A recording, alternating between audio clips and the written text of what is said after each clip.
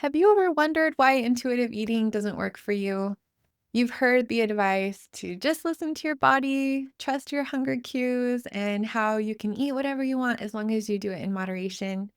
But maybe that's left you feeling powerless to cravings, thinking about food all the time, and frustrated that no matter how hard you try, you can't stick with it. Today, I want to unpack why intuitive eating often doesn't work, especially in the modern food environment we live in, and show you the strategy that actually brings peace with food and your body so you can lose weight for the last time. This is episode number 212 of the Healthy Real Food Podcast: Why Intuitive Eating Doesn't Work. This is the Healthy Real Food Podcast. I'm your coach, Erin Hart, a registered nurse and health coach who understands the struggle of feeling out of control around food and has walked the path of transformation, experiencing the miracle of sustainable weight loss with the sugar and flour-free lifestyle. If you are a woman who feels powerless against your cravings and is ready to live your life with more energy, mental clarity, and purpose, there is hope. Here, we believe that with God, a mindset of unstoppability, and consistent execution of a winning strategy, anything is possible for you. So, if you're ready to find freedom from food addiction, take control of your health, and pursue your dreams with renewed energy, support, and accountability, let's go.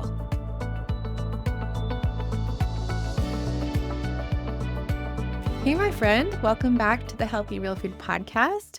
I'm Erin, and today's episode is going to be an honest, science-based look at why intuitive eating fails so many of us and what you can do instead. If you feel stuck on the dieting roller coaster and out of control with food, I get it. If you're frustrated because intuitive eating isn't working for you, let me tell you my story. Over the course of 10 years after I got married, I gained over 100 pounds because I used food to cope with all the stresses and emotions of life. As a registered nurse, I felt so much shame because I knew better. I had studied nutrition in college, for heaven's sakes, but I couldn't get control of my eating. I had tried every diet out there, Weight Watchers, Noom, calorie counting, but nothing worked for me long term. And when I tried intuitive eating, I gave myself permission to eat whatever I wanted in the name of listening to my body. I told myself I was being mindful, but in reality, my body was craving sugar and processed foods all of the time. So that's what I ate. And I thought I was honoring my hunger cues, but it escalated and led to more weight gain and feeling even more out of control. Can you relate with this? So the reason intuitive eating didn't work for me, and if you're struggling with and why it may not be working for you, was that those weren't true hunger signals. They were cravings driven by the addictive pull of processed foods. Instead of finding peace with moderation, I experienced even more obsession, more guilt, and more confusion. Until in 2020, I found myself at 284 pounds, pre-diabetic, and living in constant physical and emotional pain. And one day, when I didn't recognize myself in the mirror anymore, in that shocking and surreal moment, I said, enough. I had to find peace with food and change my health trajectory. I knew that I was headed toward diet-related disease and early death. As a nurse, I wanted something evidence-based and healthy, not just another fad or gimmick. And when I learned about the science of food addiction and committed to a sugar and flour-free lifestyle, everything changed. I lost over 120 pounds. I reversed my prediabetes. And for the first time in my life, I experienced true peace and control with food. And the best part is that I've been able to keep the weight off. I am not special. I'm a normal person. And if I can do this, so can you. Here's the thing: I know I'm not alone out there. What I struggled with personally is part of a much bigger picture that affects millions of people. According to the CDC, over 42% of US adults are obese, and another 30% are overweight. So that's over 70% of our population that is obese or overweight, like 3 out of 4 people. And this isn't just a matter of eating too much and moving too little. It's tied directly to our food environment. Over 70% of the US food supply is ultra processed. These aren't just convenience foods. They are engineered products designed by food chemists and scientists to override our natural hunger and satiety cues. They combine sugar, refined flour, fats, and salt in exact ratios that make them what they call hyper palatable. So this means they light up that reward center in our brain and it makes us want more even when our bodies don't need more energy. The result is that we're constantly exposed to foods that our biology wasn't designed to handle. And this is why intuitive eating or just listening to your body often backfires. So, what's actually happening inside of our brains and bodies when we try to rely on hunger cues in today's food environment? Dopamine is the brain's feel good chemical, it's a neurotransmitter. And every time we eat sugar or flour, dopamine spikes, giving us that hit of pleasure. But the more often that we stimulate this pathway with processed foods, the more our brain adapts. Over time, the receptors of dopamine in our brain downregulate, meaning that they get overpowered by too much dopamine so they shrink, meaning it takes more of the same food to feel the same reward. That's why one cookie can so easily turn into five before you feel satisfied. This is the very same brain pathway involved in drug and alcohol addiction. At the same time, leptin, the hormone made by your fat cells that's supposed to tell your brain that you're full, that you can stop eating, gets blocked. When we eat a diet high in processed foods, our insulin levels stay elevated, and high insulin essentially jams the signal. So your brain never really gets the message that you've had enough.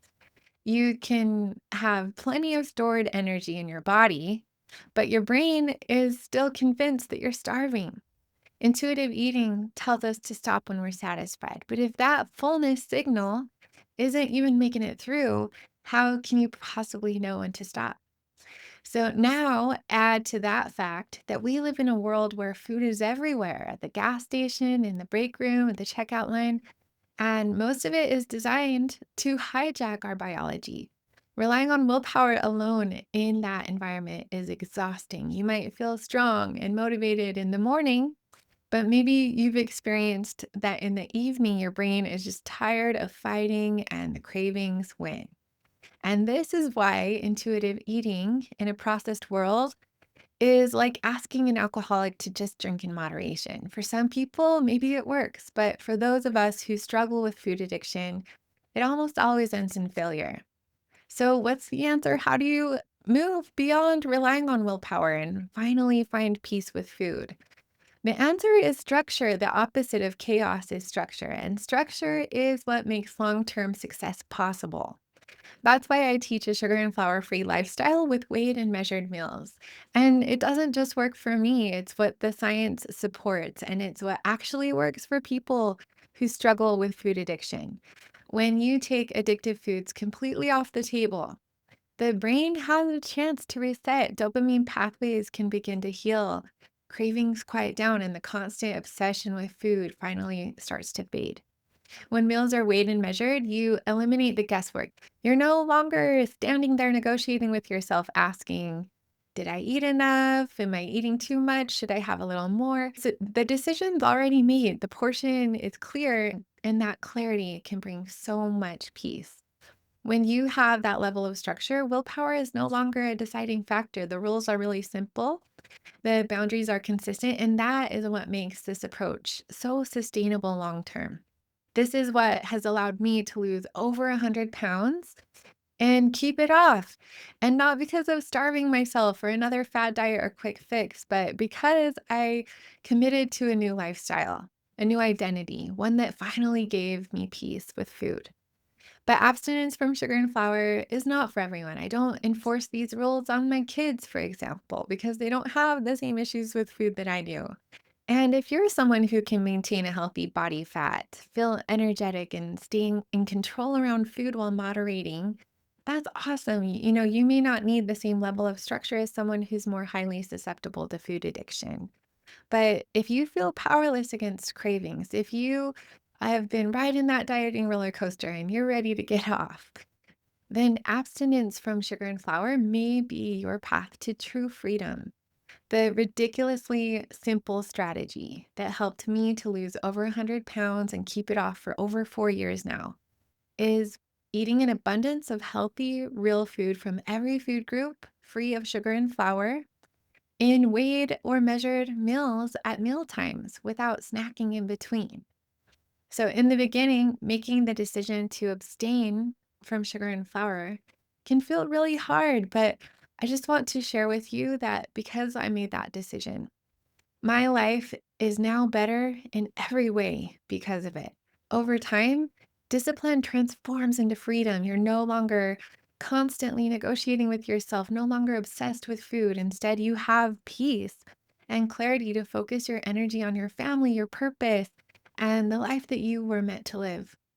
Now, maybe you've tried to cut out sugar and flour before and you've failed, but I just want you to know that there's no such thing as failure. It is all about progress over perfection, and every attempt has taught you something. Maybe you didn't have the right plan, the right support, or mindset yet. And that doesn't mean you can't succeed, it just means that you haven't succeeded yet. The past does not equal the future. Peace with food and freedom from cravings is possible for you. You can lose weight for the last time. In the book Bright Line Eating by Susan Pierce Thompson, she said the key to lasting weight loss is not controlling your food. It's in creating a life where food no longer controls you. And that's exactly what's possible for you. So just imagine living in your goal body, free from excess weight and food thoughts. How would that change your life? What would you focus on if food and weight were no longer your obsession? If intuitive eating doesn't work for you, there's hope. You're not broken. You just have a human brain. At the end of the day, intuitive eating sounds simple, but in a food environment where most of what's available to us is engineered to hijack our brains, it often sets us up for failure. The good news is that there's another way when you remove addictive foods. Bring structure to your meals and stop relying on willpower. You can finally find peace with food in your body. I know because I have experienced the miracle of transformation in my life from a sugar and flour free lifestyle. I lost over 100 pounds. I went from class 3, morbidly obese, depressed, and powerless against my cravings, to energetic, confident, and healthy. And you can do it too. I'm just a normal person. I'm not special. And if I can do it, so can you. Thanks for joining me today, my friend. Remember, you don't need more willpower. You need a plan that works with your brain, not against it. And when you follow that plan with consistency, success goes from feeling impossible to inevitable. If this episode spoke to you, I invite you to subscribe to my channel, follow the podcast, or share it with a friend. That helps this podcast to reach more women who are struggling and need hope. And if you're not yet in my coaching program, but you have questions about today's topic or about your own weight loss journey, I would love to hear from you and help you. Send me a message on Facebook Messenger or check out my website at healthyrealfood.com for free resources to make losing weight with a sugar and flour free lifestyle faster, easier, and way more fun. I'll see you next Monday. Thanks for listening today. If you enjoyed this podcast, you're going to love my coaching program. If you're struggling with your sugar and flour free lifestyle and want to lose weight for the last time, I can help you. Just imagine living in your goal body and having peace with food. Your success is guaranteed. To learn more about how to get support, guidance, and accountability so you can find peace with food, achieve your goal body this year, and have more energy, visit www.healthyrealfood.com. While you're there, be sure to sign up for the upcoming free challenge to learn the success framework, and click the link to my schedule for a free one-to-one coaching call so we can get you started on your success path. You have the power to create the life that you want. This is the year of you. I'm cheering you on. Now go win the day. You got this.